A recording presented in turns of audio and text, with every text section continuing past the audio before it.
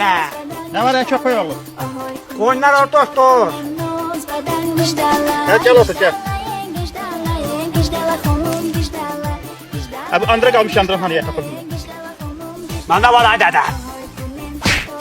Mən nə vurulsun ay dədə? Köpək oğlu sen sigaret çəksən? Ay dədə. Ha buradayım. Olar mı sana bir sual verim? Buyur ay bala nə sual elə? Ay dədə, mən niyə bu qədər eybəcərəm? Kəndi qızlar da mənə yaxınlıq vermirik. Oğlum sen elə indiki halına şükür elə. Hə. Niyə ay dədə? Qadan alım sənin. Sən təzə doğulmuşdun. Həkimlər qorxusundan qaçdılar çölə. Alınlar daxili qoşunu çağırdılar. Girdilər otağa. Mən də dallarla girdim. Gördüm əsgərlər silahı tutubdu sanğa doğru.